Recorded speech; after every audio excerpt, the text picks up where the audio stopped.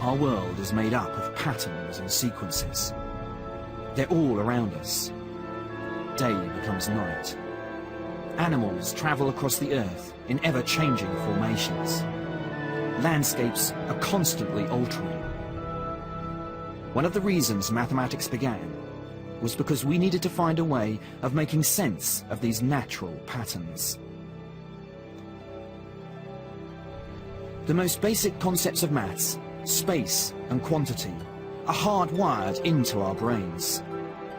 Even animals have a sense of distance and number, assessing when their pack is outnumbered and whether to fight or fly, calculating whether their prey is within striking distance. Understanding maths is the difference between life and death.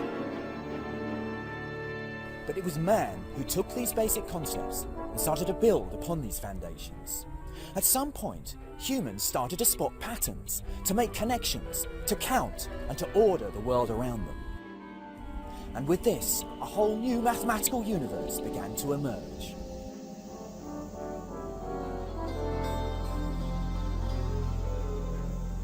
This is the River Nile. It's been the lifeline of Egypt for millennia. I've come here because it's where some of the first signs of mathematics as we know it today emerged. People abandoned nomadic life and began settling here as early as 6000 BC. The conditions were perfect for farming.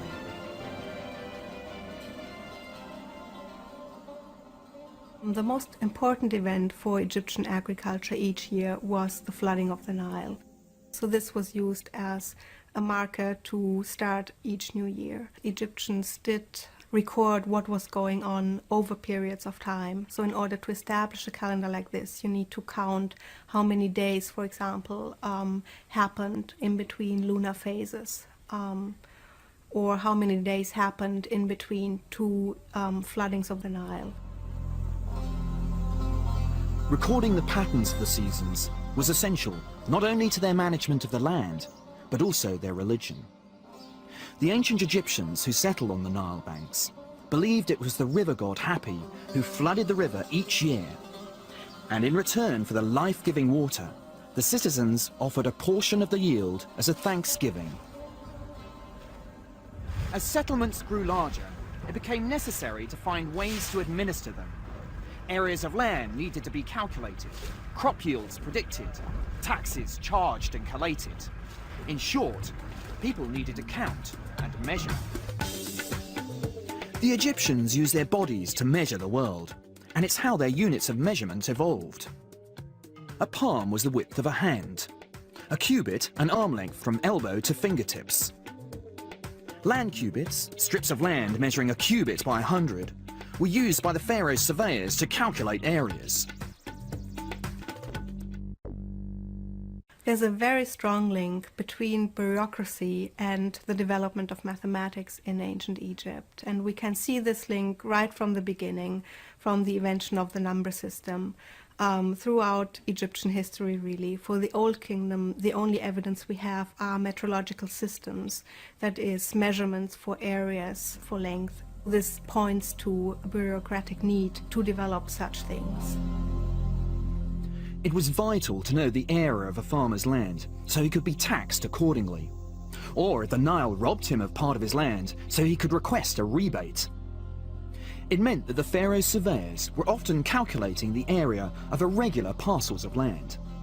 And it was the need to solve such practical problems that made them the earliest mathematical innovators.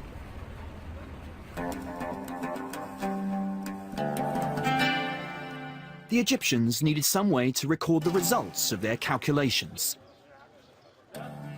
Amongst all the hieroglyphs that cover the tourist souvenirs scattered around the city of Cairo, I was on the hunt for those that recorded some of the first numbers in history. They were difficult to track down. But I did find them in the end. The Egyptians were using a decimal system, motivated by the 10 fingers on our hands. The sign for 1 was a stroke, 10 a heel bone, 100 a coil of rope, and 1,000 a lotus plant. Yeah, how much is this t-shirt? 25. Yes. So that would be 2 knee bends and 5 strokes. Yes. So you're not going to charge me anything up here? Here, 1 million. 1 million? Oh my God. No. Is this 1 million? 1 million. Yeah, that's pretty big. The hieroglyphs are beautiful, but the Egyptian number system was fundamentally flawed. They had no concept of a place value. So one stroke could only represent 1 unit, not 100 or 1,000. Although you can write 1,000,000 with just 1 character, rather than the 7 that we use, if you want to write 1,000,000 minus 1, then the poor old Egyptian scribe has got to write 9 strokes, 9 heel bones, 9 coils of rope, and so on, a total of 54 characters. Despite the drawback of this number system, the Egyptians were brilliant problem solvers. We know this because of the few records that have survived. The Egyptian scribes used sheets of papyrus to record their mathematical discoveries. This delicate material made from reeds decayed over time, and many secrets perished with it. But there's one revealing document that has survived. The Rhind mathematical papyrus is the most important document we have today for Egyptian mathematics. We get a good overview of what types of problems the Egyptians would have dealt with in their mathematics. We also get explicitly stated how multiplications and divisions were carried out. The papyri show how to multiply 2 large numbers together. But to illustrate the method, let's take 2 smaller numbers. Let's do 3 times 6. The scribe would take the first number 3 and put it in one column. In the second column, he would place the number 1. Then he would double the numbers in each column. So 3 becomes 6, and 6 would become 12.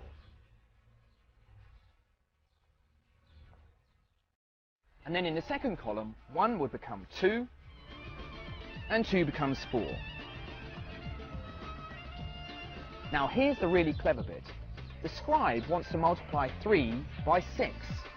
So he takes the powers of 2 in the second column, which add up to 6. So that's 2 plus 4. Then he moves back to the first column and just takes those rows corresponding to the 2 and the 4. So that's 6 and the 12. He adds those together to get the answer of 18. But for me, the most striking thing about this method is that the scribe has effectively written that second number in binary. 6 is 1 lot of 4, 1 lot of 2, and no units, which is 1, 1, 0. The Egyptians have understood the power of binary over 3,000 years before the mathematician and philosopher Leibniz would reveal their potential. Today, the whole technological world depends on the same principles that were used in ancient Egypt.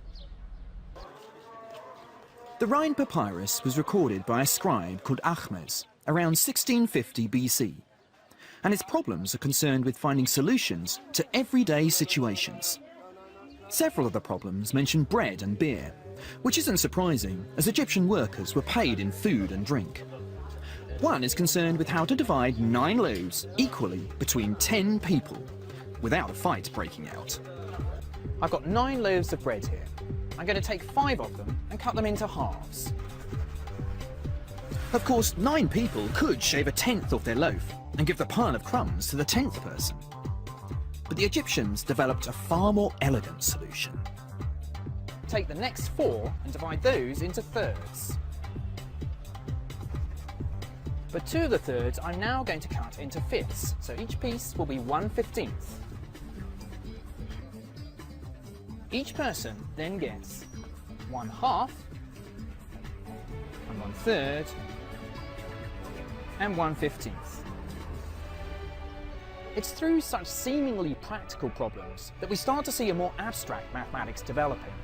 Suddenly new numbers are on the scene, fractions, and it isn't too long before the Egyptians are exploring the mathematics of these numbers.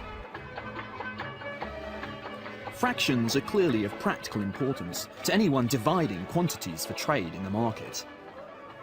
To log these transactions, the Egyptians developed notation which recorded these new numbers. One of the earliest representations of these fractions came from a hieroglyph which had great mystical significance. It's called the Eye of Horus. Horus was an Old Kingdom god, depicted as half man, half falcon. According to legend, Horus's father was killed by his other son, Seth. Horus was determined to avenge the murder. During one particularly fierce battle, Seth ripped out Horus's eye, tore it up and scattered it over Egypt. But the gods were looking favourably on Horus. They gathered up the scattered pieces and reassembled the eye. Each part of the eye represented a different fraction, each one half the fraction before. Although the original eye represented a whole unit, the reassembled eye is 1/64 short. Although the Egyptians stopped at 1/64, implicit in this picture is the possibility of adding more fractions, halving them each time, the sum getting closer and closer to 1, but never quite reaching it. This is the first hint of something called a geometric series, and it appears at a number of points in the Rhind papyrus. But the concept of infinite series would remain hidden until the mathematicians of Asia discovered it centuries later. Having worked out a system of numbers, including these new fractions, it was time for the Egyptians to apply their knowledge to understanding shapes that they encountered day to day. These shapes were rarely regular squares or rectangles, and in the Rhind papyrus we find the area of a more organic form, the circle. What is astounding in the calculation of the area of a circle is its exactness, really.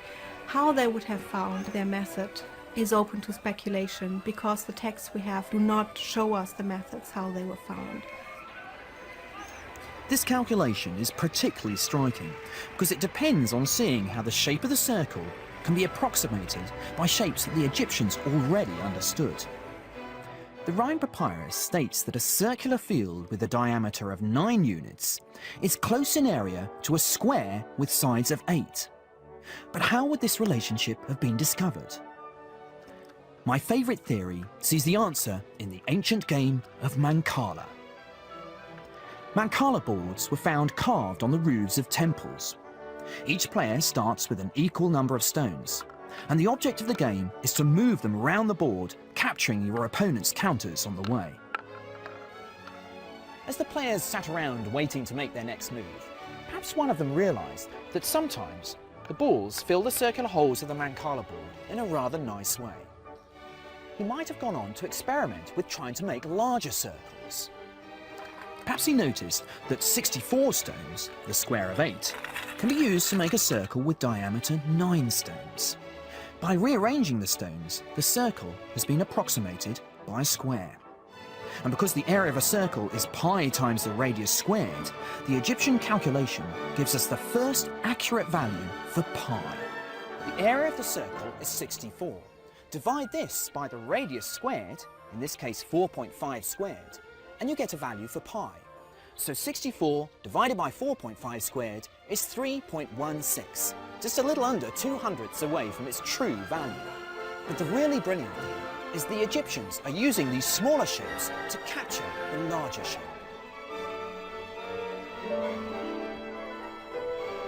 But there's one imposing and majestic symbol of Egyptian mathematics we haven't attempted to unravel yet: the pyramid.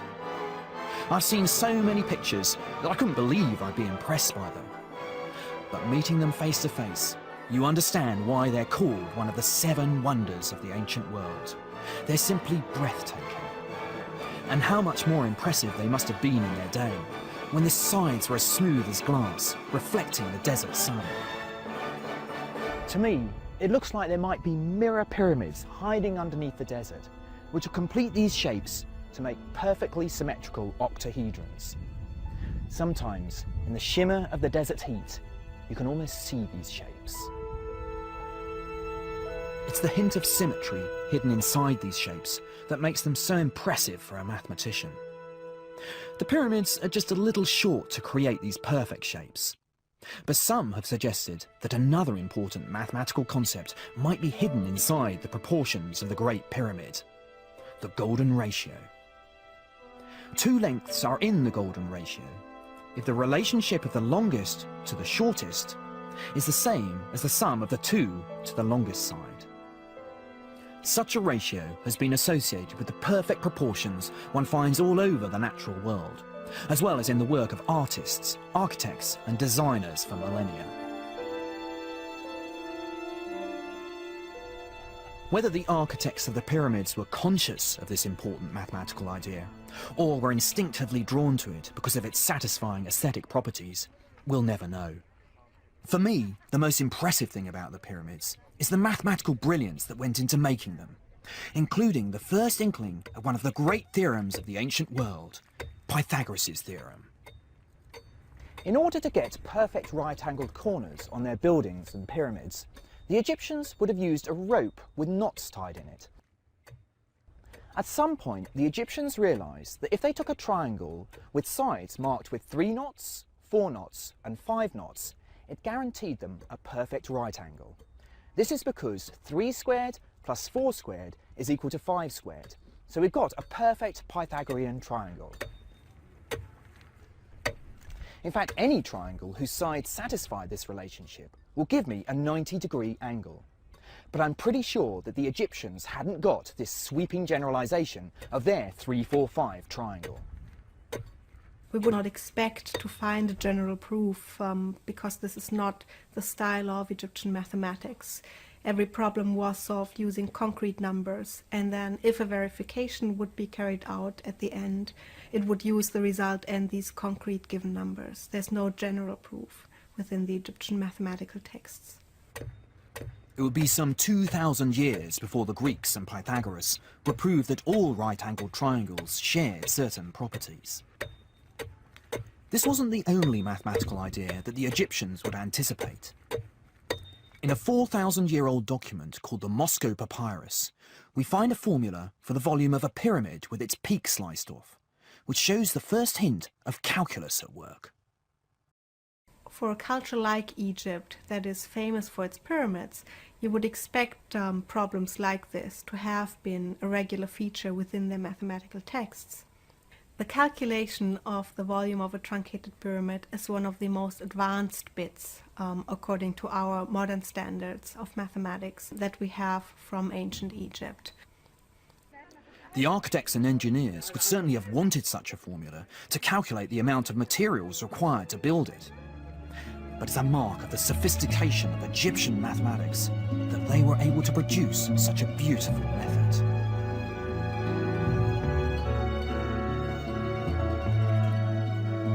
To understand how they derived their formula, start with a pyramid built such that the highest point sits directly over one corner. 3 of these can be put together to make a rectangular box. So the volume of the skewed pyramid is 1/3 the volume of the box. That is, the height times the length times the width divided by 3. Now comes an argument which shows the very first hints of the calculus at work, thousands of years before Gottfried Leibniz and Isaac Newton would come up with the theory. Suppose you could cut the pyramid into slices. You could then slide the layers across to make the more symmetrical pyramid you see in Giza. However, the volume of the pyramid has not changed, despite the rearrangement of the layers. So the same formula works. The Egyptians were amazing innovators, and their ability to generate new mathematics was staggering. For me, they revealed the power of geometry and numbers, and made the first moves towards some of the exciting mathematical discoveries to come. But there was another civilization that had mathematics to rival that of Egypt, and we know much more about their achievements.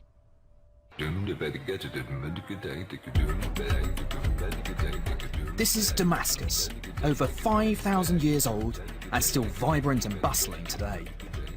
It used to be the most important point on the trade routes linking old Mesopotamia with Egypt. The Babylonians controlled much of modern-day Iraq, Iran and Syria from 1800 BC.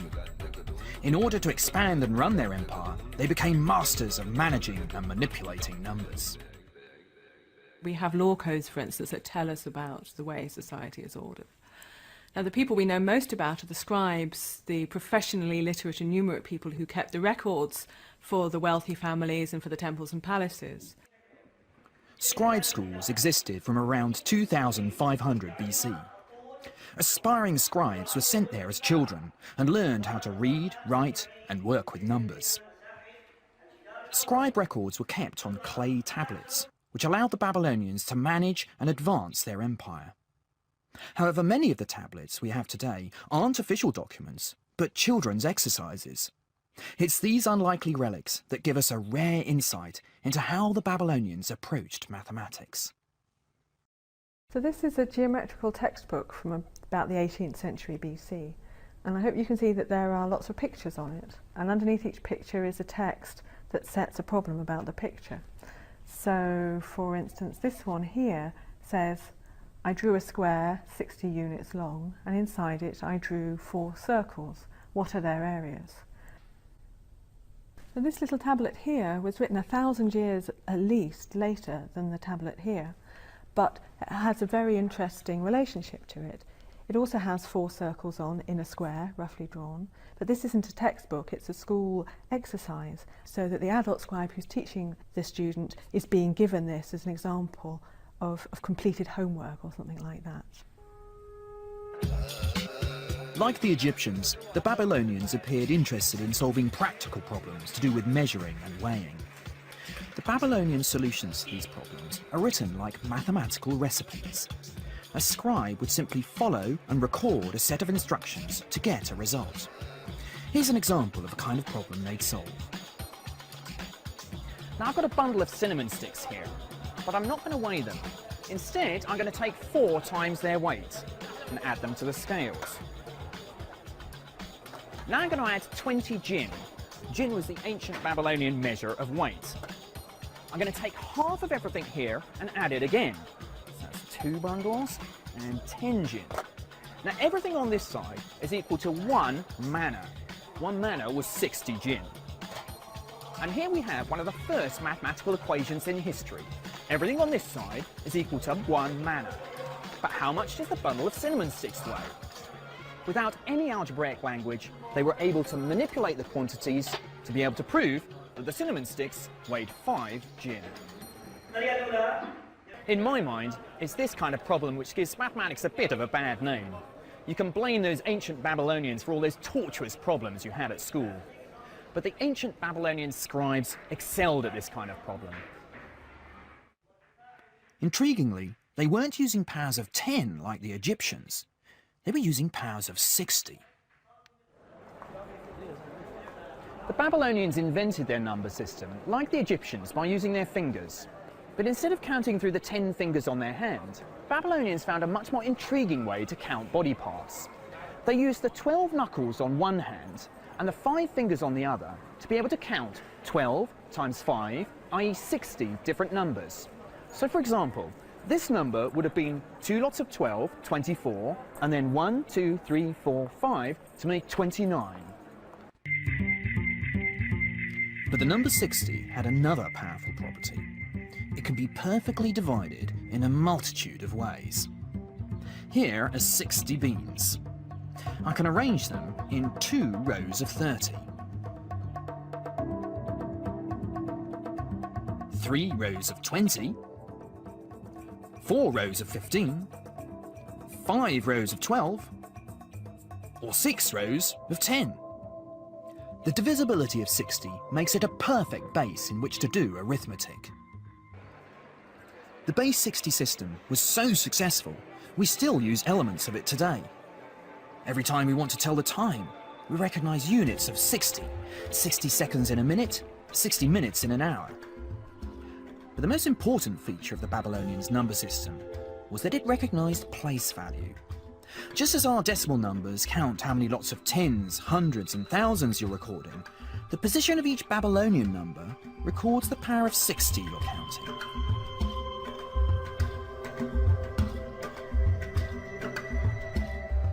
instead of inventing new symbols for bigger and bigger numbers, they would write 111. So this number would be 3,661. The catalyst for this discovery was the Babylonians' desire to chart the course of the night sky.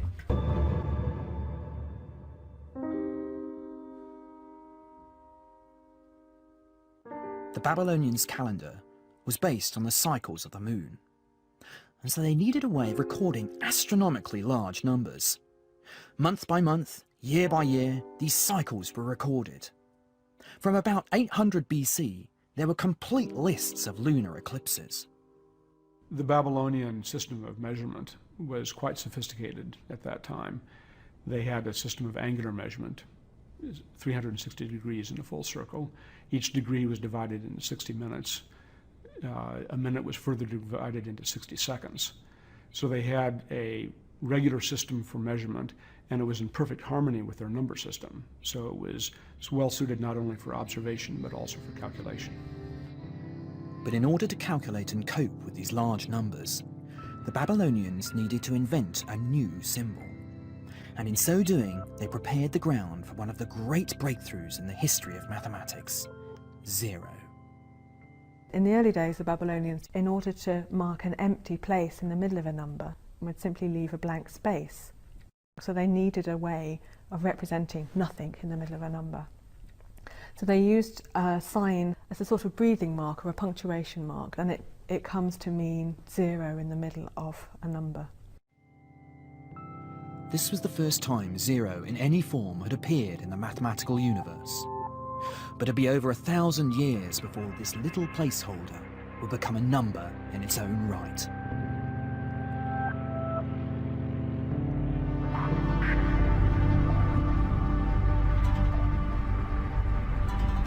Having established such a sophisticated system of numbers, they harnessed it to tame the arid and inhospitable land that ran through Mesopotamia.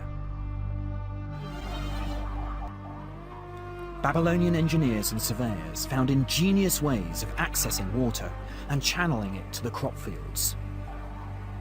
Yet again, they used mathematics to come up with solutions. The Orontes Valley in Syria is still an agricultural hub, and the old methods of irrigation are being exploited today just as they were thousands of years ago. Many of the problems in Babylonian mathematics are concerned with measuring land, and it's here we see for the first time the use of quadratic equations, one of the greatest legacies of Babylonian mathematics.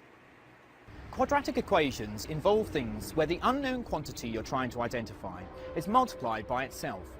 We call this squaring because it gives the area of a square. And it's in the context of calculating the area of land that these quadratic equations naturally arise.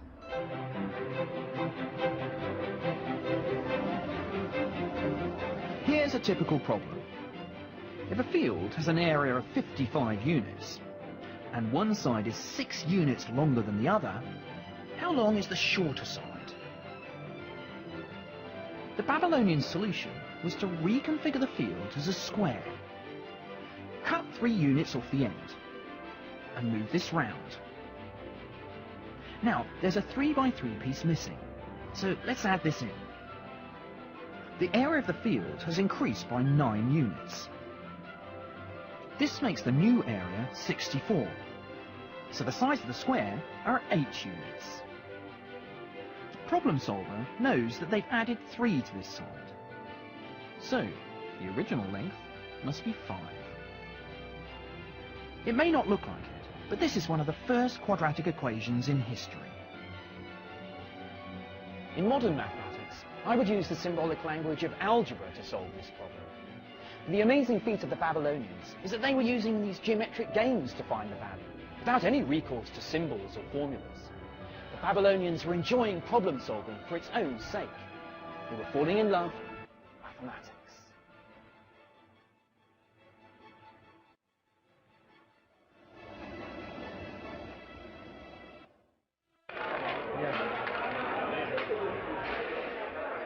The Babylonians' fascination with numbers soon found a place in their leisure time too. They were avid game players, The Babylonians and their descendants have been playing a version of backgammon for over 5,000 years. So the Babylonians played board games, from very posh board games in royal tombs to little bits of board games found in schools, to board games scratched on the entrances of palaces, so that the guardsmen must have played at times when they were bored. And they used dice to move their counters round. People who played games were using numbers in their leisure time to try and outwit their opponent, doing mental arithmetic very fast. And so they were calculating in their leisure time without even thinking about it as being mathematical hard work. Now's my chance. I hadn't played backgammon for ages, but I reckon my maths would be good enough to give me a fighting chance. So 6, and I need to move something, so... But it wasn't as easy as I thought. Okay. What the hell is that? Yeah, this is... 1, this is 2. Now you are in trouble. So I can't move anything, can I? I can't move these anyway. You cannot move these. You're gonna I just play got to... all Oh, that. gosh. Exactly. There you go. You seem to be... 3 and 4. So Just like the ancient Babylonians, my opponents were masters of tactical mathematics. Yeah. Put it there. here you All go. right, good game. The Babylonians are recognized as one of the first cultures to use symmetrical mathematical shapes to make dice. But there is more heated debate about whether they might also have been the first to discover the secrets of another important shape, the right-angled triangle. We've already seen how the Egyptians used a 3-4-5 right-angled triangle. But what the Babylonians knew about this shape, and others like it, is much more sophisticated. This is the most famous and controversial ancient tablet we have. It's called Plimpton 322. Many mathematicians are convinced it shows the Babylonians could well have known the principle regarding right-angled triangles, that the square on the diagonal is the sum of the squares on the sides, and known it centuries before the Greeks claimed it. This is a copy of the arguably most famous Babylonian tablet, which is Plimpton 322. And these numbers here reflect the width or height of a triangle, this being the diagonal. The other side would be over here, and the square of this column plus the square of the number in this column equals the square of the diagonal. They are arranged in an order of steadily decreasing angle on a very uniform basis, showing that somebody had a lot of understanding of how the numbers fit together.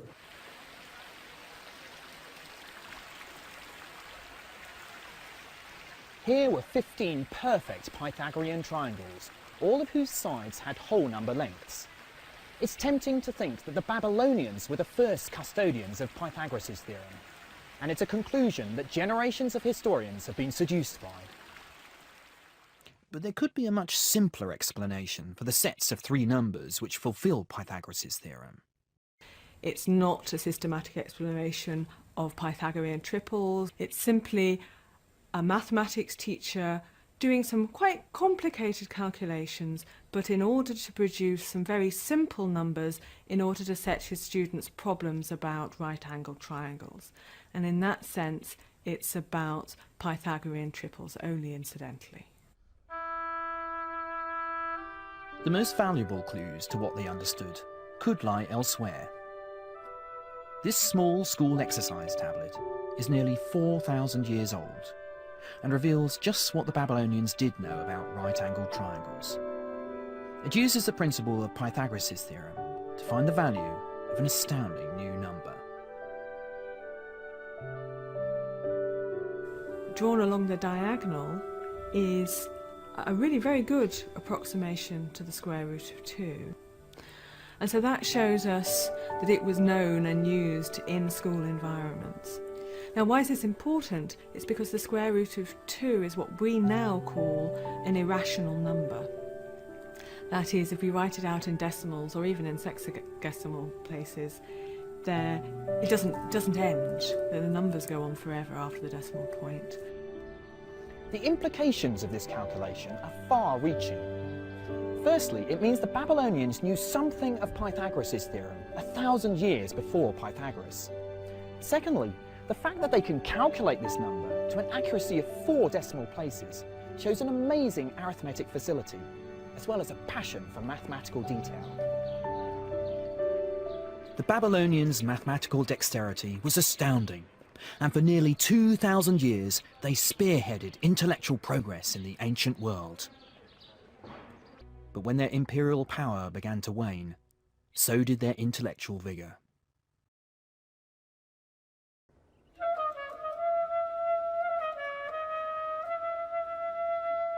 By 330 BC, the Greeks had advanced their imperial reach into old Mesopotamia. This is Palmyra in central Syria, a once great city built by the Greeks. The mathematical expertise needed to build structures with such geometric perfection is impressive. Just like the Babylonians before them, the Greeks were passionate about mathematics. The Greeks were clever colonists. They took the best from the civilizations they invaded to advance their own power and influence. But they were soon making contributions themselves. In my opinion, their greatest innovation was to do with a shift in the mind. What they initiated would influence humanity for centuries. They gave us the power of proof. Somehow they decided that they had to have a deductive system for their mathematics. And the typical deductive system was to begin with certain axioms which you assume are true. It's as if you assume a certain theorem is true without proving it.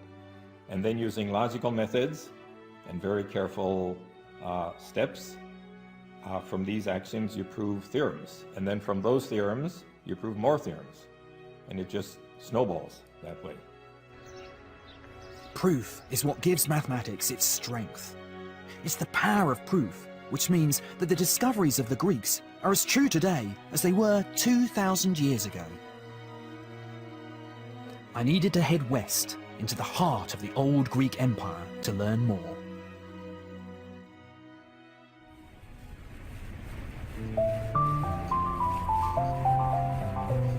For me, Greek mathematics has always been heroic and romantic. I'm on my way to Samos, less than a mile from the Turkish coast. This place has become synonymous with the birth of Greek mathematics, and it's down to the legend of one man. His name is Pythagoras. The legends that surround his life and work have contributed to the celebrity status he has gained over the last 2,000 years. He's credited, rightly or wrongly, with beginning the transformation from mathematics as a tool for accounting to the analytic subject we recognise today. Pythagoras is a controversial figure. Because he left no mathematical writings, many have questioned whether he indeed solved any of the theorems attributed to him. He founded a school in Samos in the 6th century BC, but his teachings were considered suspect, and the Pythagoreans a bizarre sect. There is good evidence that there were schools of Pythagoreans. They may have looked more like sects than what we associate with philosophical schools, because they didn't just share knowledge, they also shared a way of life. They may have been communal living, and they all seem to have been involved in the politics of their cities. One feature that makes them unusual in the ancient world is that they included women. But Pythagoras is synonymous with understanding something that eluded the Egyptians and the Babylonians: the properties of right-angled triangles. What's known as Pythagoras' theorem states that if you take any right-angled triangle, build squares on all the sides, then the area of the largest square is equal to the sum of the squares on the two smaller sides. It's at this point for me that mathematics is born and a gulf opens up between the other sciences. And the proof is as simple as it is devastating in its implications. Place 4 copies of the right-angled triangle on top of this surface. The square that you now see has sides equal to the hypotenuse of the triangle. By sliding these triangles around, we see how we can break the area of the large square up into the sum of two smaller squares, whose sides are given by the two short sides of the triangle. In other words, the square on the hypotenuse is equal to the sum of the squares on the other sides. Pythagoras' theorem. It illustrates one of the characteristic themes of Greek mathematics, the appeal to beautiful arguments in geometry, rather than a reliance on number. Pythagoras may have fallen out of favour, and many of the discoveries accredited to him have been contested recently. But there's one mathematical theory that I'm loath to take away from him. It's to do with music and the discovery of the harmonic series. The story goes that walking past a blacksmith's one day, Pythagoras heard anvils being struck and noticed how the notes being produced sounded in perfect harmony. He believed that there must be some rational explanation to make sense of why the notes sounded so appealing. The answer was mathematics.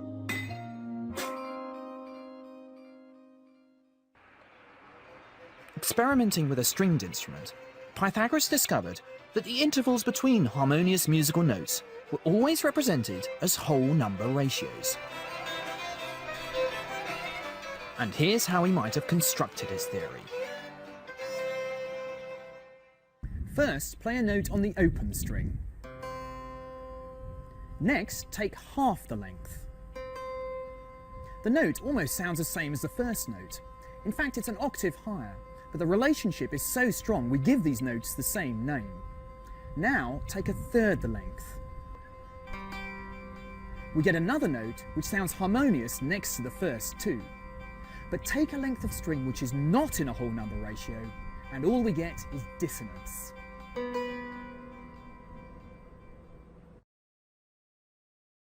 According to legend, Pythagoras was so excited by this discovery that he concluded the whole universe was built from numbers.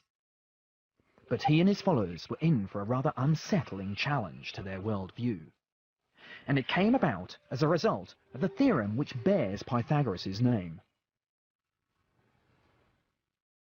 Legend has it, one of his followers, a mathematician called Hippasus, set out to find the length of the diagonal for a right-angled triangle with two sides measuring 1 unit. Pythagoras' theorem implied that the length of the diagonal was a number whose square was 2. The Pythagoreans assumed that the answer would be a fraction. But when Hippasus tried to express it in this way, no matter how he tried, he couldn't capture it. Eventually, he realized his mistake. It was the assumption that the value was a fraction at all which was wrong. The value of the square root of 2 was the number that the Babylonians etched into the Yale tablet. However, they didn't recognize the special character of this number, but Hippasus did. It was an irrational number. The discovery of this new number, and others like it, is akin to an explorer discovering a new continent, or a naturalist finding a new species. But these irrational numbers didn't fit the Pythagorean worldview. Later Greek commentators tell the story of how Pythagoras swore his sect to secrecy, but Hippasus let slip the discovery and was promptly drowned for his attempts to broadcast their research. But these mathematical discoveries could not be easily suppressed. Schools of philosophy and science started to flourish all over Greece, building on these foundations. The most famous of these was the Academy. Plato founded this school in Athens in 387 BC. Although we think of him today as a philosopher, he was one of mathematics' most important patrons. Plato was enraptured by the Pythagorean worldview and considered mathematics the bedrock of knowledge. Some people would say that Plato is possibly the most influential figure for our perception of Greek mathematics. He argued that mathematics is an important form of knowledge and does have a connection with reality. So by knowing mathematics, we'll know more about reality. In his dialogue Timaeus, Plato proposes the thesis that geometry is the key to unlocking the secrets of the universe. a view still held by scientists today. Indeed, the importance Plato attached to geometry is encapsulated in the sign that was mounted above the Academy. Let no one ignorant of geometry enter here. Plato proposed that the universe could be crystallized into 5 regular symmetrical shapes. These shapes, which we now call the Platonic solids, were composed of regular polygons assembled to create 3-dimensional symmetrical objects. The tetrahedron represented fire. The icosahedron, made from 20 triangles, represented water. The stable cube was earth. The 8-faced octahedron was air. And the 5th Platonic solid, the dodecahedron, made out of 12 pentagons, was reserved for the shape which captured Plato's view of the universe. Plato's theory would have a size and continue to inspire mathematicians and astronomers for over 1,500 years. In addition to the breakthroughs made in the Academy, mathematical triumphs were also emerging from the edge of the Greek Empire, and owed as much to the mathematical heritage of the Egyptians as the Greeks.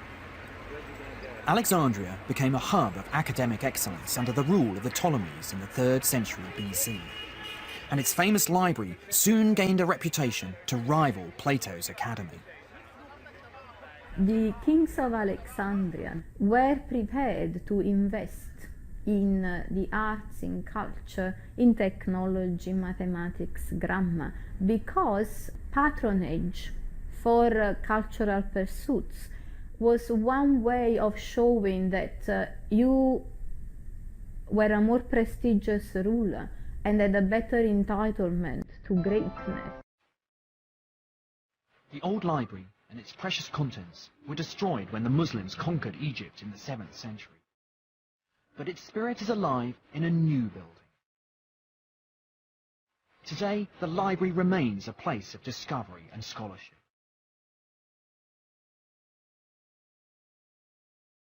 Mathematicians and philosophers flocked to Alexandria, driven by their thirst for knowledge and the pursuit of excellence.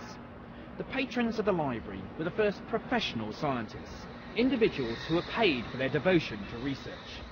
But of all those early pioneers, my hero is the enigmatic Greek mathematician Euclid.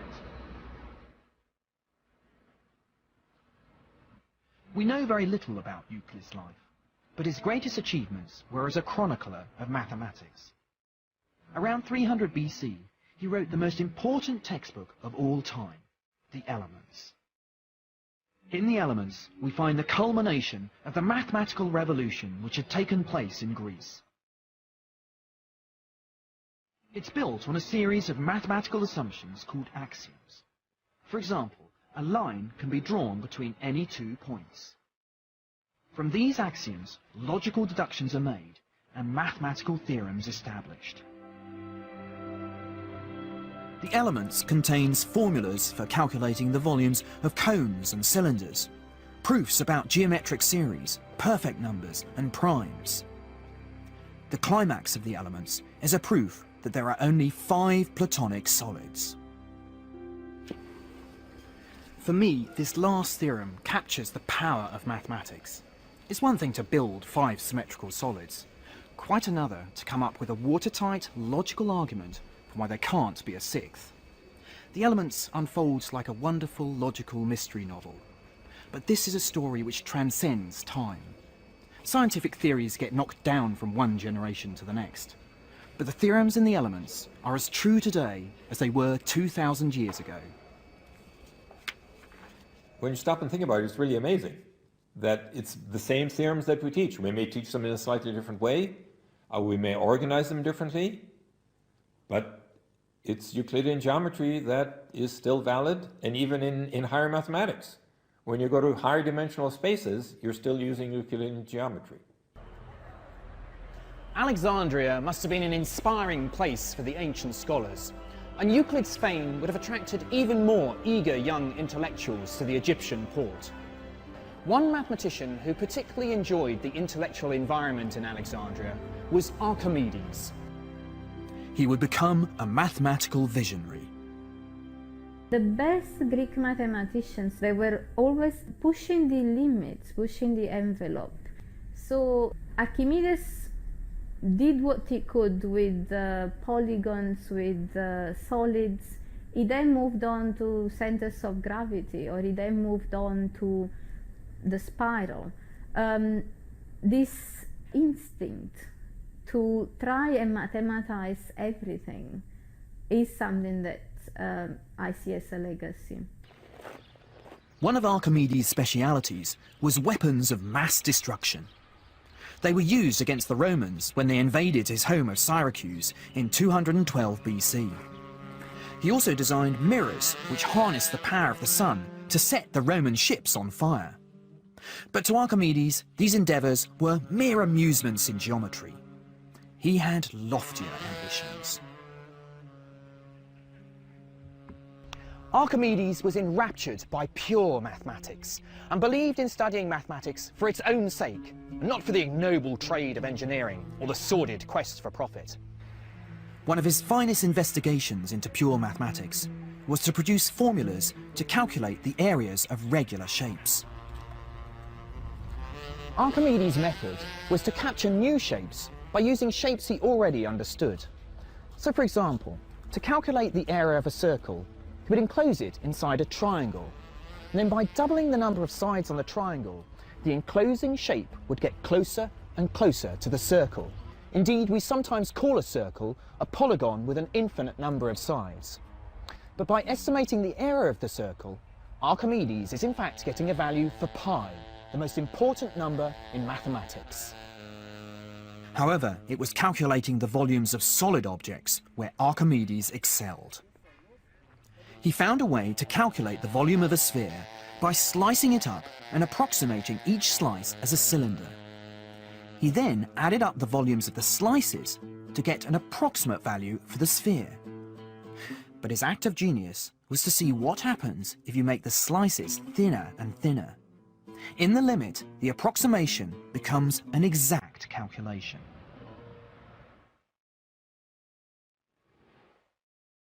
But it was Archimedes' commitment to mathematics that will be his undoing. Archimedes was contemplating a problem about circles traced in the sand when a Roman soldier accosted him. Archimedes was so engrossed in his problem that he insisted he be allowed to finish his theorem. But the Roman soldier was not interested in Archimedes' problem and killed him on the spot. Even in death, Archimedes' devotion to mathematics was unwavering.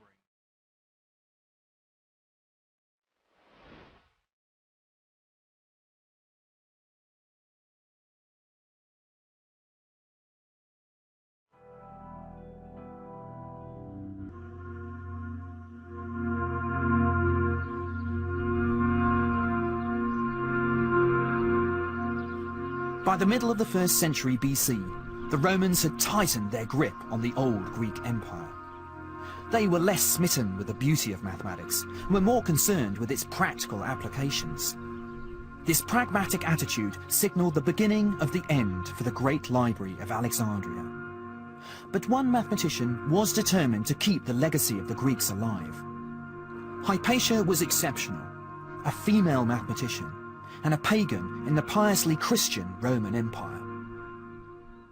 Hypatia was very prestigious and very influential in her time. She was a teacher with a lot of students, a lot of followers. She was politically influential in Alexandria. So it's this combination of high knowledge and high prestige that may have made her a figure of hatred for the Christian mob.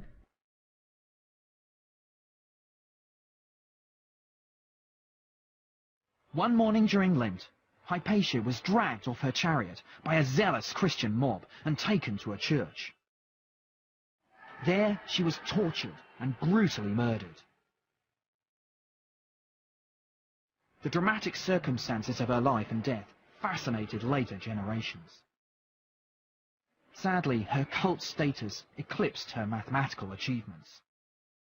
She was in fact a brilliant teacher and theorist, and her death dealt a final blow to the Greek mathematical heritage of Alexandria.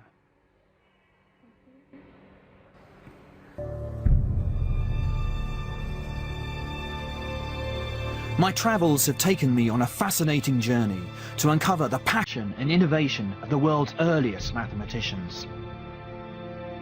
It's the breakthroughs made by those early pioneers of Egypt, Babylon and Greece that are the foundations on which my subject is built today. But this is just the beginning of my mathematical odyssey. The next leg of my journey lies east in the depths of Asia, where mathematicians scaled even greater heights in pursuit of knowledge. With this new era came a new language of algebra and numbers, better suited to telling the next chapter in the story of maths.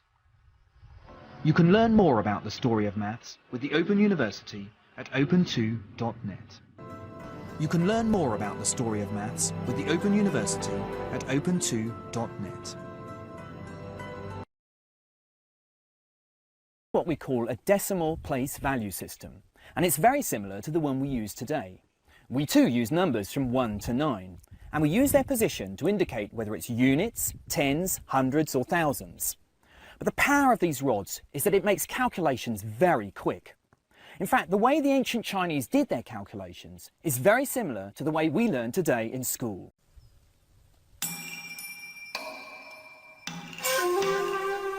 Not only were the ancient Chinese the first to use a decimal place value system, but they did so over 1,000 years before we adopted it in the West. But they only used it when calculating with the rods. When writing the numbers down, the ancient Chinese didn't use the place value system. Instead, they used a far more laborious method, in which special symbols stood for tens, hundreds, thousands, and so on. So the number 924 will be written out as 9 hundreds, 2 tens, and 4. Not quite so efficient. You see, the problem was that the ancient Chinese didn't have a concept of zero. They didn't have a symbol for zero. It just didn't exist as a number. Using the counting rods, they would use a blank space, where today we would write a 0. The problem came with trying to write down this number, which is why they had to create these new symbols for tens, hundreds and thousands. Without a 0, the written number was extremely limited. But the absence of 0 didn't stop the ancient Chinese from making giant mathematical steps. In fact, there was a widespread fascination with number in ancient China. According to legend, the first sovereign of China, the Yellow Emperor, had one of his deities create mathematics in 2800 BC, believing that number held cosmic significance. And to this day, the Chinese still believe in the mystical power of numbers. Odd numbers are seen as male, even numbers female. The number 4 is to be avoided at all costs. The number 8 brings good fortune. And the ancient Chinese were drawn to patterns in numbers, developing their own rather early version of Sudoku. It was called the Magic Square. Legend has it that thousands of years ago, Emperor Yu was visited by a sacred turtle that came out of the depths of the Yellow River. On its back were numbers arranged into a magic square, a little like this.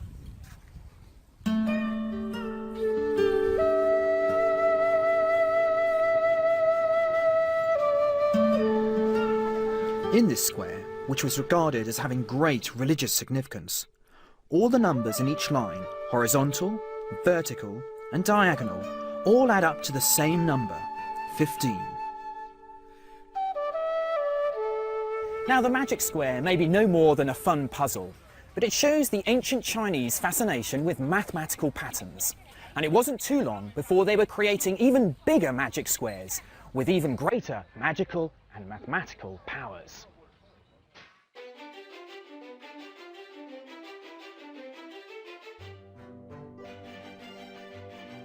But mathematics also played a vital role in the running of the emperor's court. The calendar and the movement of the planets were of the utmost importance to the emperor, influencing all his decisions, even down to the way his day was planned. So astronomers became prize members of the imperial court, and astronomers were always mathematicians.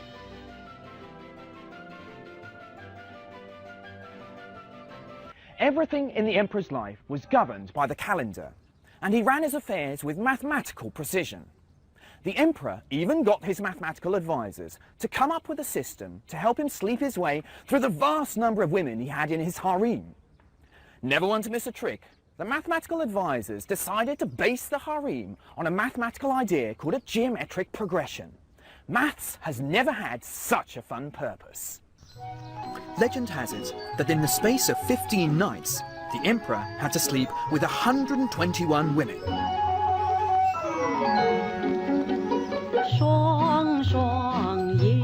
The empress, 3 senior consorts, 9 wives, 27 concubines, and 81 slaves.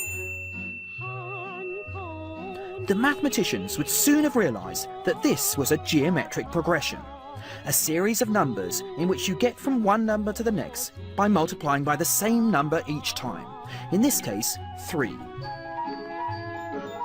Each group of women is 3 times as large as the previous group. So the mathematicians could quickly draw up a rota to ensure that in the space of 15 nights the emperor slept with every woman in the harem. The first night was reserved for the empress. The next was for the 3 senior consorts. The 9 wives came next, and then the 27 concubines were chosen in rotation, 9 each night. And then finally, over a period of 9 nights, the 81 slaves were dealt with in groups of 9.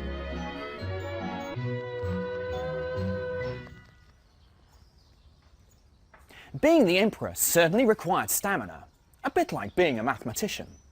But the object is clear: to procure the best possible imperial succession.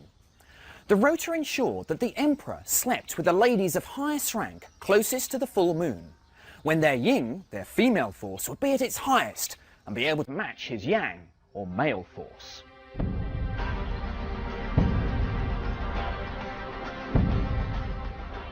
The emperor's court wasn't alone in its dependence on mathematics. It was central to the running of the state. Ancient China was a vast and growing empire with a strict legal code, widespread taxation, and a standardized system of weights, measures, and money. The empire needed a highly trained civil service, competent in mathematics. And to educate these civil servants was a mathematical textbook, probably written in around 200 BC, the 9 chapters. The book is a compilation of 246 problems in practical areas such as trade, payment of wages, and taxes. And at the heart of these problems lies one of the central themes of mathematics: how to solve equations. Equations are a little bit like cryptic crosswords. You're given a certain amount of information about some unknown numbers, and from that information you've got to deduce what the unknown numbers are. For example, with my weights and scales, I found out that 1 plum, together with 3 peaches, weighs a total of 15 grams. But 2 plums, together with 1 peach, weighs a total of 10 grams. From this information, I can deduce what a single plum weighs and a single peach weighs, and this is how I do it. If I take the first set of scales, 1 plum and 3 peaches weighing 15 grams, and double it, I get 2 plums and 6 peaches weighing 30 grams. If I take this and subtract from it the second set of scales, that's 2 plums and a peach weighing 10 grams, I'm left with an interesting result: no plums.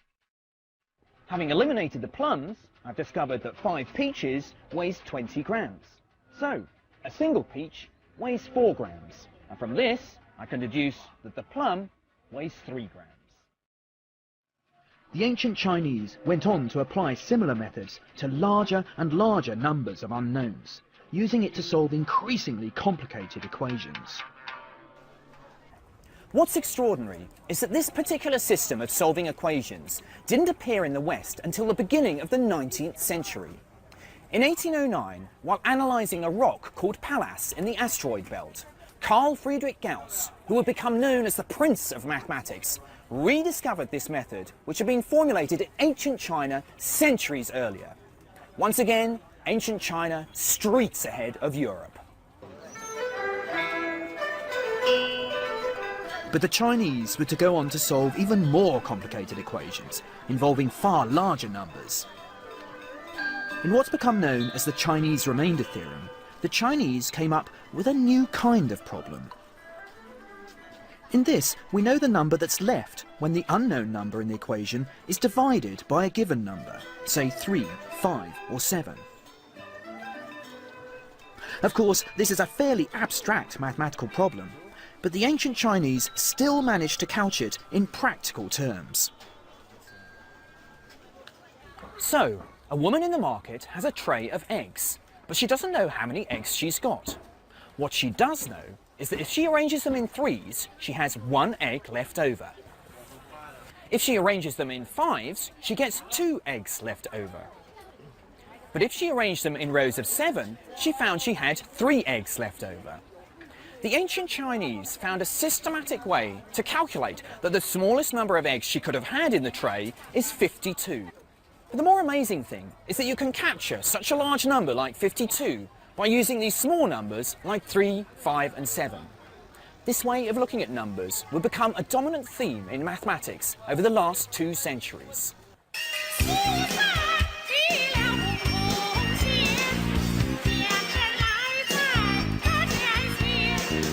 By the 6th century AD, the Chinese remainder theorem was being used in ancient Chinese astronomy to measure planetary movement. But today it still has practical uses. Internet cryptography encodes numbers using mathematics that has its origins in the Chinese remainder theorem.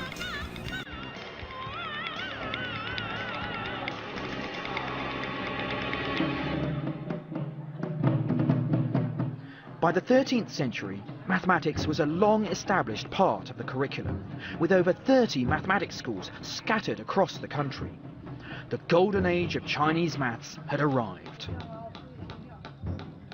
And its most important mathematician was called Qin Ju Shao. Legend has it that Qin Ju Shao was something of a scoundrel. He was a fantastically corrupt imperial administrator who crisscrossed China, lurching from one post to another. Repeatedly sacked for embezzling government money, he poisoned anyone who got in his way. Qin Ju Shao was reputedly described as violent as a tiger or a wolf, and as poisonous as a scorpion or a viper. So, not surprisingly, he made a fierce warrior. For 10 years he fought against the invading Mongols, but for much of that time he was complaining that his military life took him away from his true passion. No, not corruption, but mathematics.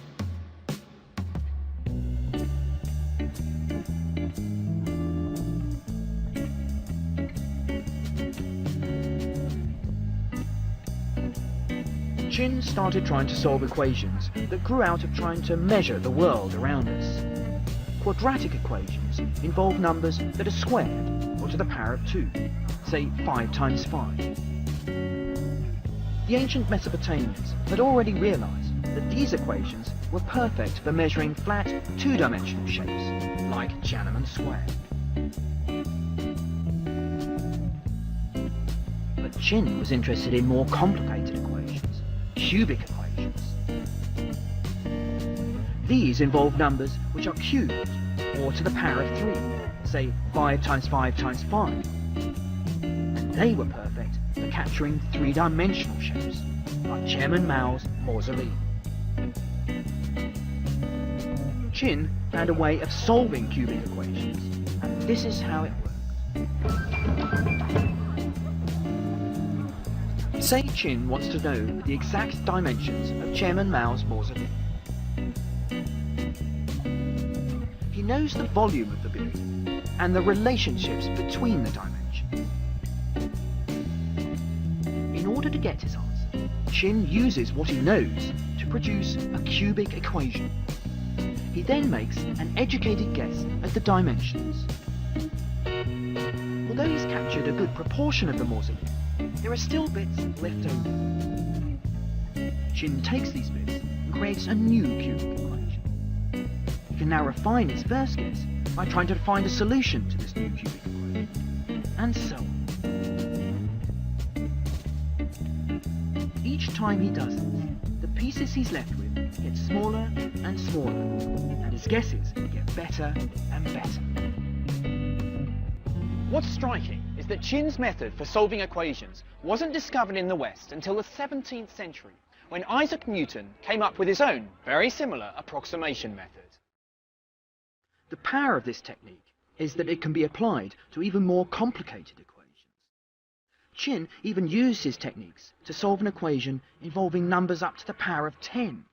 This was extraordinary stuff, highly complex mathematics. Now Qin may have been years ahead of his time, but there was a problem with his technique. It only gave him an approximate solution. Now that might be good enough for an engineer, but not for a mathematician. Mathematics is an exact science. We like things to be precise. And Qin just couldn't come up with a formula to give him an exact solution to these complicated equations.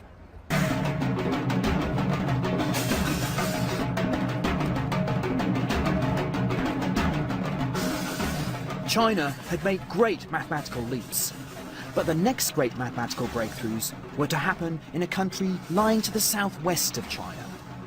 A country that had a rich mathematical tradition that would change the face of maths forever.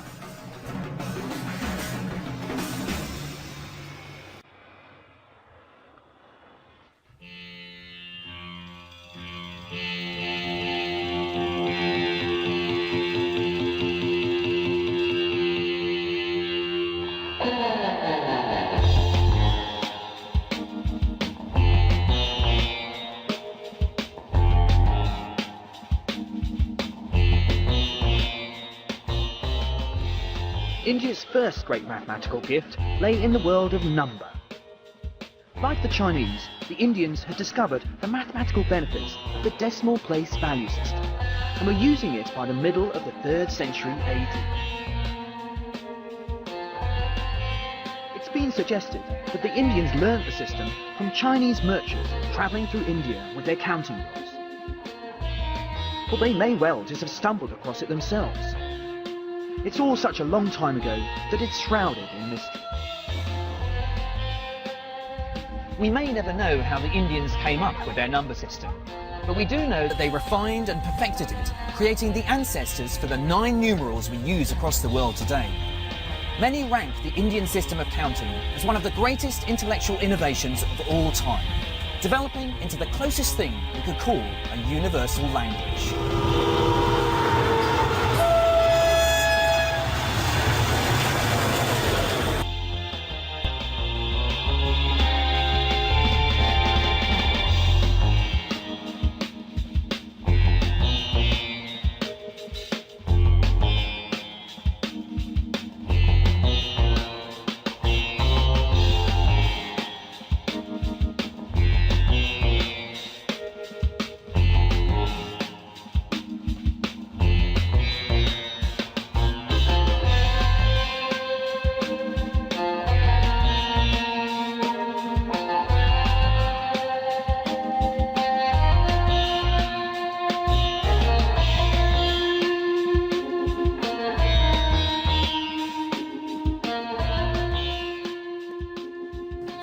True holy sites of the mathematical world. And what I'm looking for is in this inscription written on the wall. Up here are some numbers, and here's the new number. It's 0.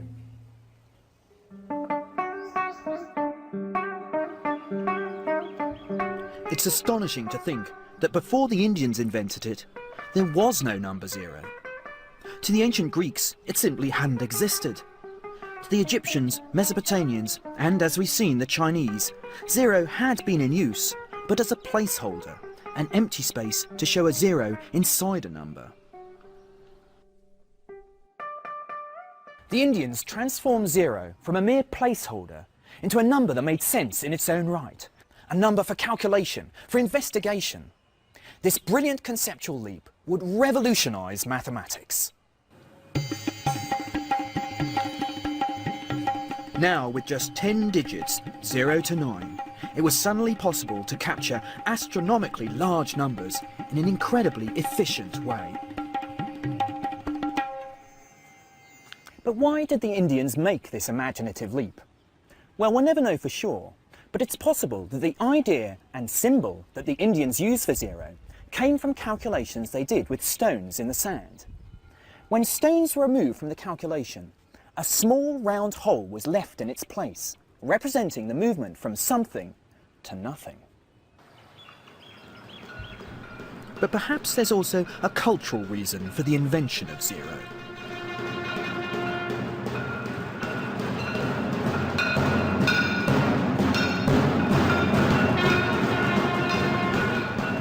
For the ancient Indians, the concepts of nothingness and eternity lay at the very heart of their belief system.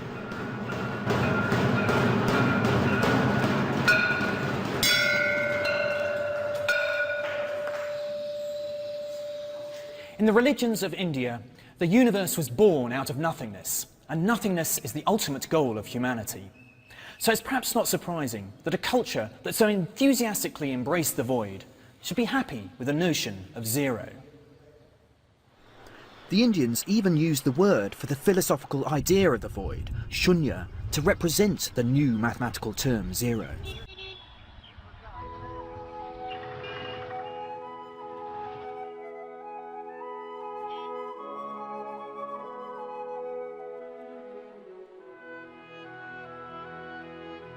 In the 7th century, the brilliant Indian mathematician Brahmagupta proved some of the essential properties of 0.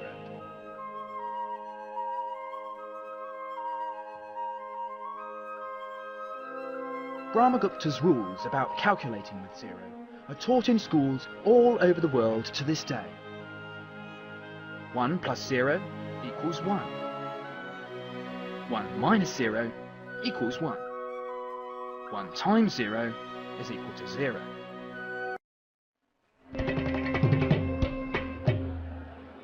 But Brahmagupta came a cropper when he tried to do 1 divided by 0. After all, what number times 0 equals 1? It would require a new mathematical concept, that of infinity, to make sense of dividing by 0. And the breakthrough was made by a 12th century Indian mathematician called Bhaskara II. And it works like this. If I take a fruit and I divide it into halves, I get 2 pieces. So 1 divided by half is 2. If I divide it into thirds, I get 3 pieces. So when I divide it into smaller and smaller fractions, I get more and more pieces. So ultimately, when I divide by a piece which is of 0 size, I'll have infinitely many pieces. So for Bhaskara, 1 divided by 0 is infinity.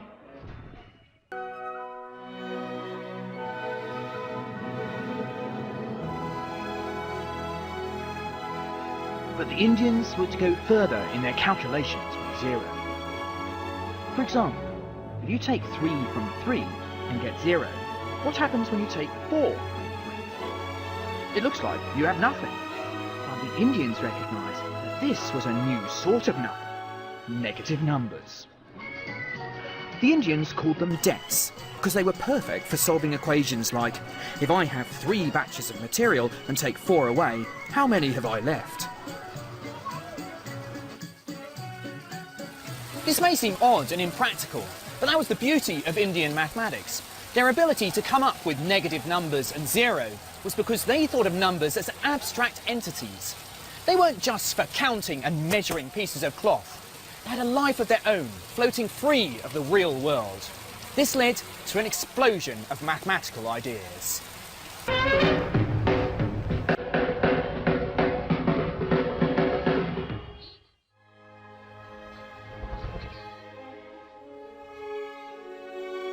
the Indians' abstract approach to mathematics soon revealed a new side to the problem of how to solve quadratic equations. That is, equations including numbers to the power of 2. Brahmagupta's understanding of negative numbers allowed him to see that quadratic equations always have 2 solutions, one of which could be negative. Brahmagupta went even further, solving quadratic equations with 2 unknowns, a question which wouldn't be considered in the West until 1657, when the French mathematician Fermat challenged his colleagues with the same problem. Little did he know that they'd been beaten to a solution by Brahmagupta 1,000 years earlier.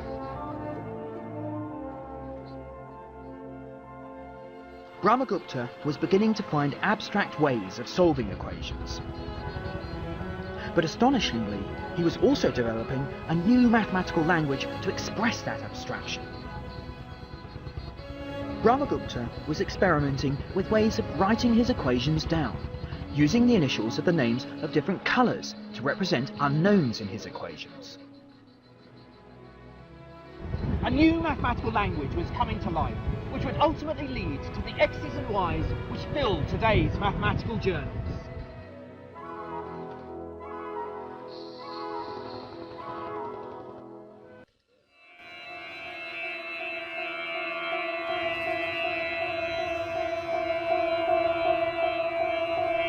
But it wasn't just new notation that was being developed. Indian mathematicians were responsible for making fundamental new discoveries in the theory of trigonometry. The power of trigonometry is that it acts like a dictionary, translating geometry into numbers and back.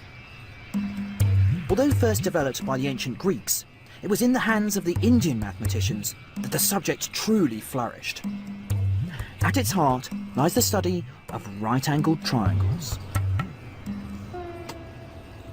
In trigonometry, you can use this angle here to find the ratios of the opposite side to the longest side. There's a function called the sine function, which when you input the angle, outputs the ratio. So for example, in this triangle, the angle is about 30 degrees. So the output of the sine function is a ratio of 1 to 2, telling me that this side is half the length of the longest side. The sine function enables you to calculate distances when you're not able to make an accurate measurement. To this day, it's used in architecture and engineering. The Indians used it to survey the land around them, navigate the seas, and ultimately chart the depths of space itself. It was central to the work of observatories like this one in Delhi, where astronomers would study the stars. The Indian astronomers could use trigonometry to work out the relative distance between the Earth and the Moon and the Earth and the Sun. You can only make the calculation when the Moon is half full, because that's when it's directly opposite the Sun. So the Sun, Moon and Earth create a right-angled triangle. Now the Indians could measure that the angle between the Sun and the observatory was 1/7 of a degree. The sine function of 1/7 of a degree gives me the ratio of 400 to 1. This means that the Sun is 400 times further from the Earth than the Moon is. So using trigonometry, the Indian mathematicians could explore the solar system without ever having to leave the surface of the Earth.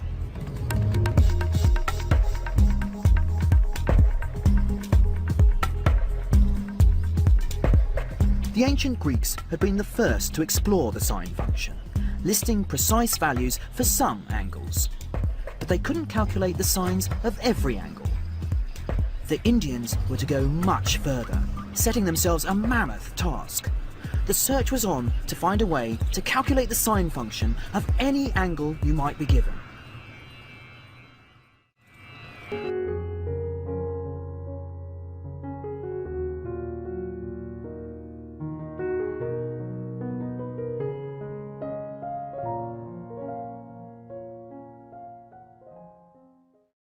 In the search for the sine function of every angle will be made here in Kerala in South India. In the 15th century, this part of the country became home to one of the most brilliant schools of mathematicians to have ever worked. Their leader was called Mathologer, and he was to make some extraordinary mathematical discoveries. The key to Mathologer's success was the concept of the infinite. Mathologer discovered that you could add up infinitely many things with dramatic effects. Previous cultures had been nervous of these infinite sums, but Mathologer was happy to play with them. For example, here's how 1 can be made up by adding infinitely many fractions. I'm heading from 0 to 1 on my boat, but I can split my journey up into infinitely many fractions. So I can get to a half. Then I can sail on a quarter, then an eighth, then a 16th, and so on. The smaller the fractions I move, the nearer to 1 I get. But I'll only get there once I've added up infinitely many fractions. Now, physically and philosophically, it seems rather a challenge to add up infinitely many things. But that's the power of mathematics, to make sense of the impossible. By producing a language to articulate and manipulate the infinite, you can prove that after infinitely many steps, you'll reach your destination. Such infinite sums are called infinite series, and Mathologer was doing a lot of research into the connections between these series and trigonometry. First, he realized that he could use the same principle of adding up infinitely many fractions to capture one of the most important numbers in mathematics, pi. Pi is the ratio of the circle's circumference to its diameter. It's a number that appears in all sorts of mathematics, but is especially useful for engineers because any measurements involving curves soon require pi. So for centuries, mathematicians searched for a precise value for pi.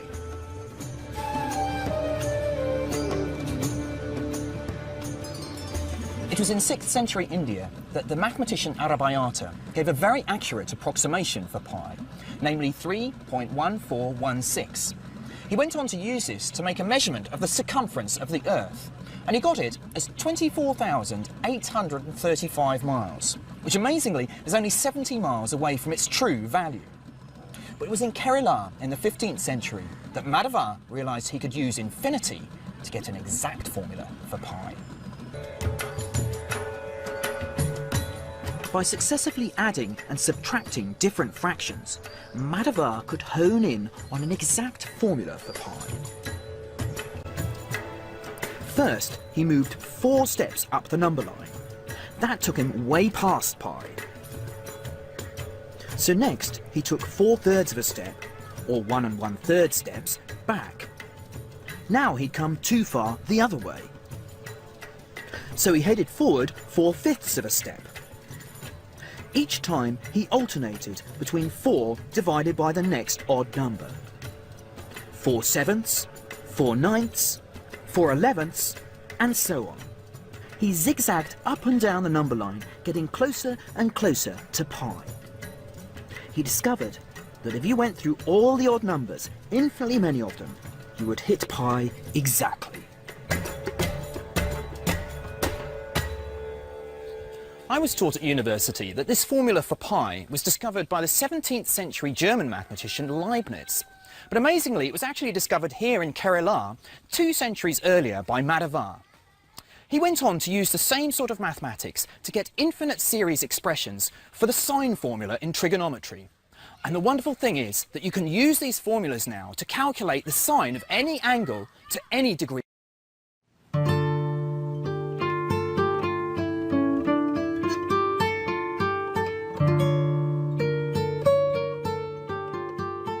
It seems incredible that the Indians made these discoveries centuries before Western mathematicians. And it says a lot about our attitude in the West to non-Western cultures, that we've nearly always claimed their discoveries as our own. What is clear is the West has been very slow to give due credit to the major breakthroughs made in non-Western mathematics. Mathologer wasn't the only mathematician to suffer this way. As the West came into contact more and more with the East during the 18th and 19th centuries, there was a widespread dismissal and denigration of the cultures they were colonising. The natives, it was assumed, couldn't have anything of intellectual worth to offer the West. It's only now, at the beginning of the 21st century, that history is being rewritten. But Eastern mathematics was to have a major impact in Europe, thanks to the development of one of the major powers of the medieval world.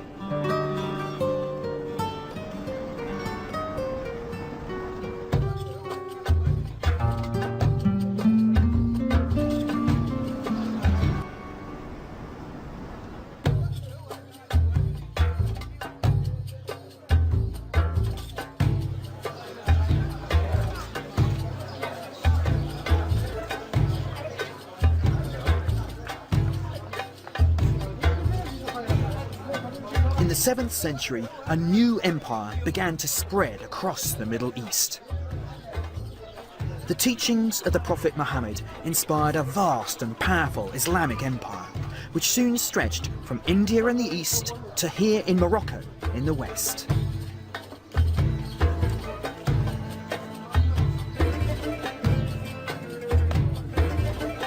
And at the heart of this empire lay a vibrant intellectual culture.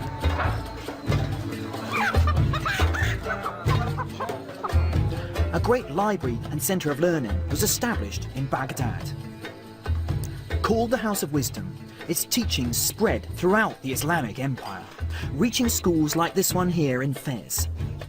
Subjects studied included astronomy, medicine, chemistry, zoology, and mathematics. The Muslim scholars collected and translated many ancient texts, effectively saving them for posterity.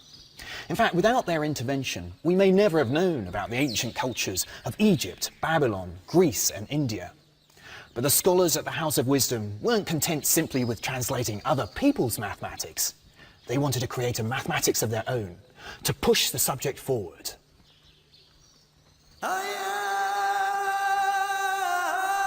Such intellectual curiosity was actively encouraged in the early centuries of the Islamic Empire. The Quran asserted the importance of knowledge. Learning was nothing less than a requirement of God. In fact, the needs of Islam demanded mathematical skill. The devout needed to calculate the time of prayer and the direction of Mecca to pray towards.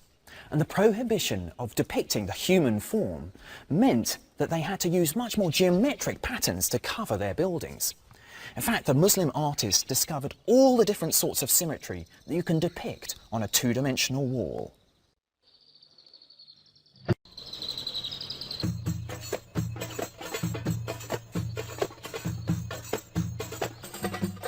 The director of the House of Wisdom in Baghdad was a Persian scholar called Muhammad al-Khwarizmi. Al-Khwarizmi was an exceptional mathematician who was responsible for introducing two key mathematical concepts to the West. Al-Khwarizmi recognized the incredible potential that the Hindu numerals had to revolutionize mathematics and science. His work explaining the power of these numbers to speed up calculations and do things effectively was so influential that it wasn't long before they were adopted as the numbers of choice amongst the mathematicians of the Islamic world. In fact, these numbers have now become known as the Hindu-Arabic numerals. These numbers, 1 to 9 and 0, are the ones we use today all over the world.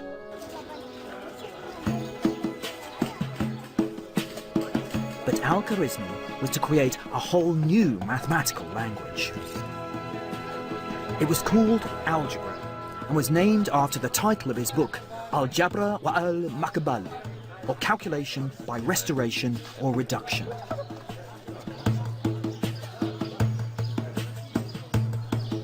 Algebra is the grammar that underlies the way that numbers work. It's a language that explains the patterns that lie behind the behaviour of numbers. It's a bit like a code for running a computer program. The code will work whatever the numbers you feed into the program. For example, mathematicians might have discovered that if you take a number and square it, that's always one more than if you take the numbers either side and multiply those together. For example, 5 times 5 is 25, which is 1 more than 4 times 6, 24. 6 times 6 is always 1 more than 5 times 7, and so on. But how can you be sure that this is going to work whatever numbers you take? To explain the pattern underlying these calculations, let's use the dyeing holes in this tannery.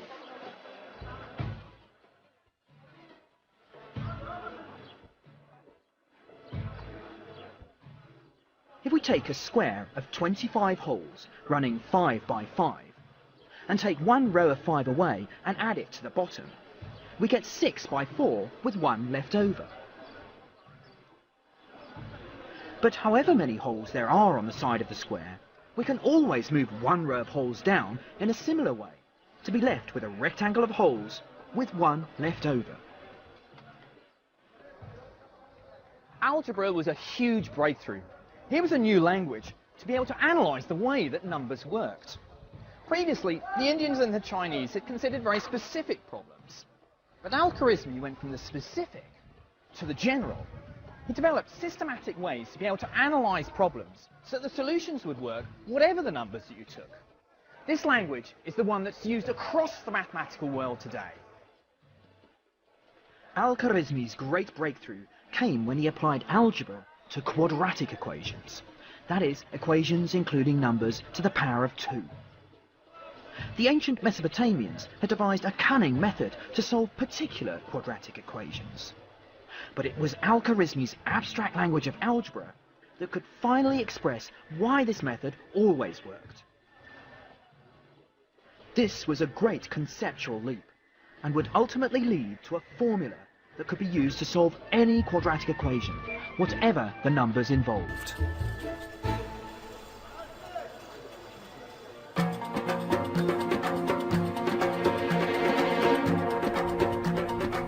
The next mathematical holy grail was to find a general method that could solve all cubic equations, equations including numbers to the power of 3.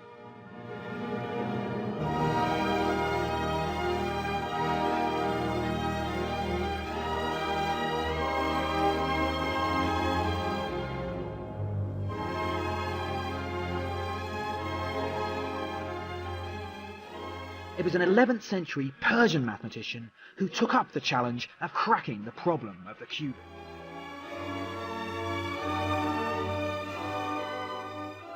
His name was Omar Khayyam, and he travelled widely across the Middle East, calculating as he went. But he was famous for another, very different reason. Khayyam was a celebrated poet, author of the great epic poem, the Rubaiyat. Now, it may seem a bit odd that a poet was also a master mathematician. After all, the combination doesn't immediately spring to mind. But in fact, there's quite a lot of similarity between the two disciplines. Poetry, with its rhyming structure and rhythmic patterns, resonates quite strongly with constructing a logical mathematical proof.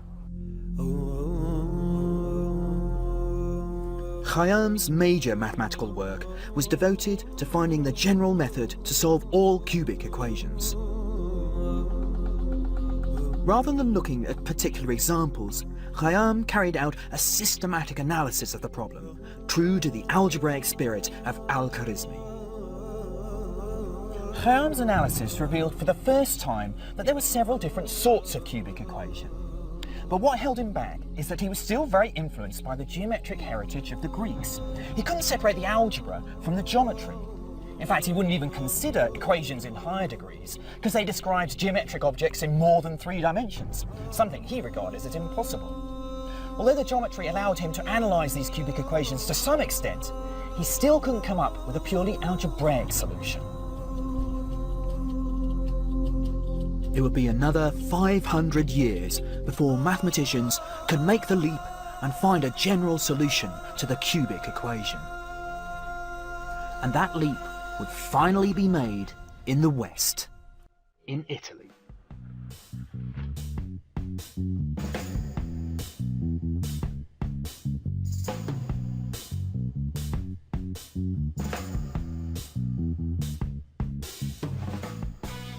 During the centuries in which China, India and the Islamic Empire have been in the ascendant, Europe had fallen under the shadow of the Dark Ages.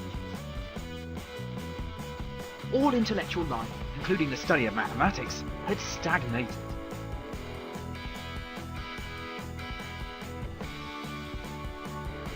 But by the 13th century, things were beginning to change.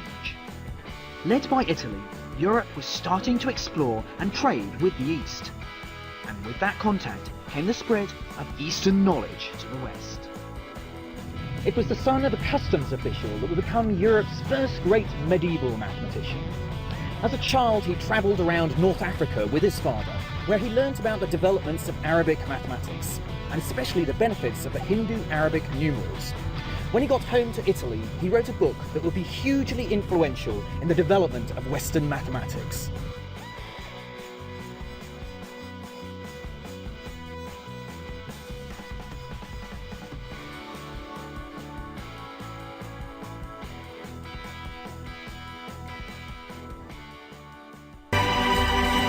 The mathematician was called Leonardo of Pisa, better known as Fibonacci.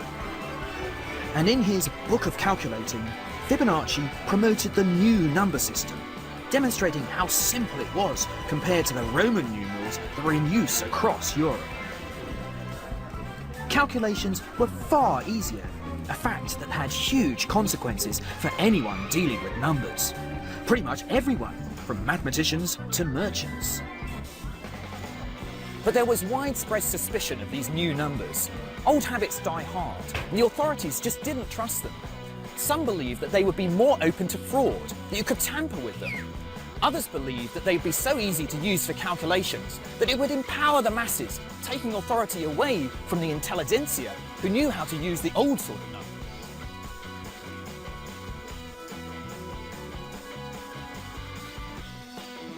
The city of Florence even banned them in 1299.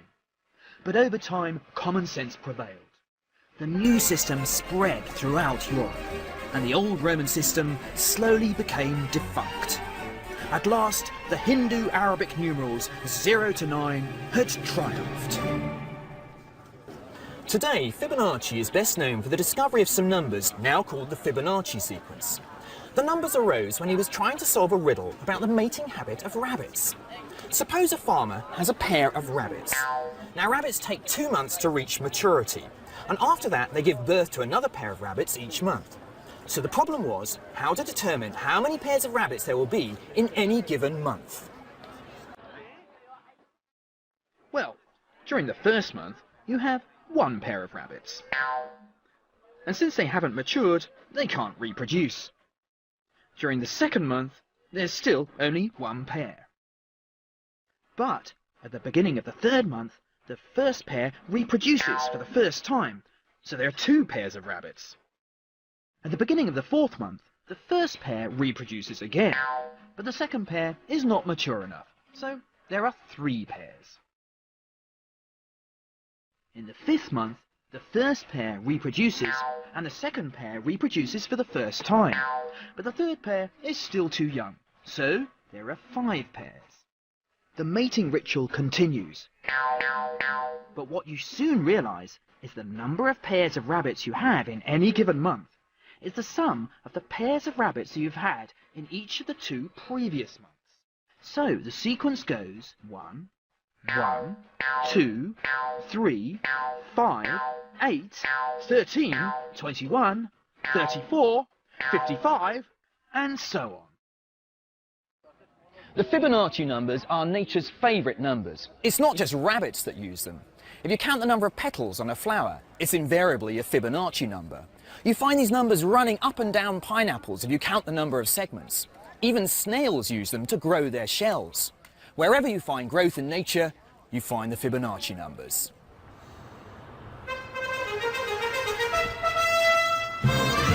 But the next major breakthrough in European mathematics wouldn't happen until the early 16th century.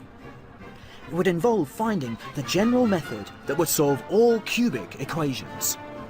And it would happen here in the Italian city of Bologna. The University of Bologna was the crucible of European mathematical thought at the beginning of the 16th century. Pupils from all over Europe flocked here and developed a new form of spectator sport, the mathematical competition. Large audiences would gather to watch mathematicians challenge each other with numbers, a kind of intellectual fencing match. But even in this questioning atmosphere, it was believed that some problems were just unsolvable. It was generally assumed that finding a general method to solve all cubic equations was impossible. But one scholar was to prove everyone wrong. His name was Tartaglia, but he certainly didn't look the heroic architect of a new mathematics. At the age of 12, he'd been slashed across the face with a sabre by a rampaging French army. The result was a terrible facial scar and a devastating speech impediment. In fact, Tartaglia was a nickname he'd been given as a child, and means the stammerer.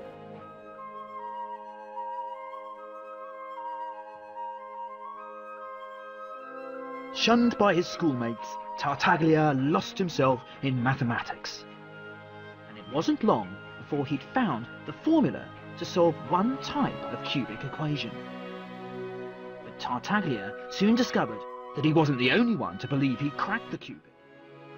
A young Italian called Theo was boasting that he too held the secret formula for solving cubic equations. When news broke about the discoveries made by the two mathematicians, a competition was arranged to pit them against each other.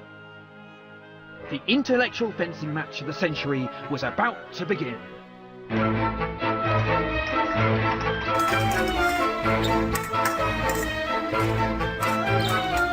The trouble was that Tartaglia only knew how to solve one sort of cubic equation, and Theo was ready to challenge him with questions about a different sort.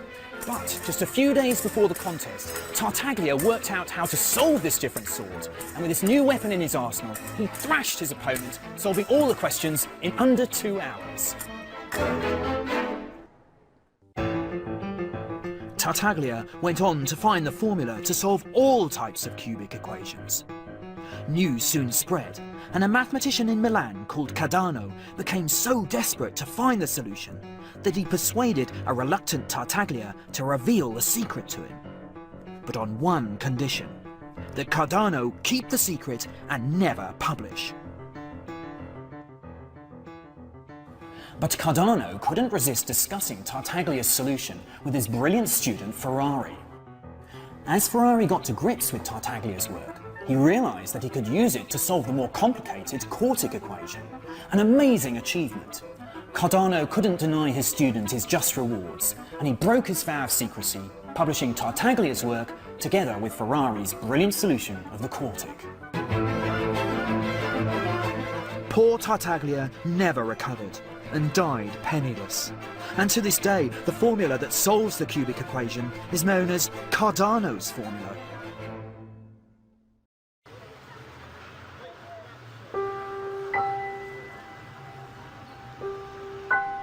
Tartaglia may not have won glory in his lifetime, but his mathematics managed to solve a problem that had bewildered the great mathematicians of China, India, and the Arab world. It was the first great mathematical breakthrough to happen in modern Europe. The Europeans now had in their hands the new language of algebra, the powerful techniques of the Hindu-Arabic numerals, and the beginnings of the mastery of the infinite. It was time for the Western world to start writing its own mathematical stories in the language of the East. The mathematical revolution was about to begin. You can learn more about the story of maths with the Open University at open2.net.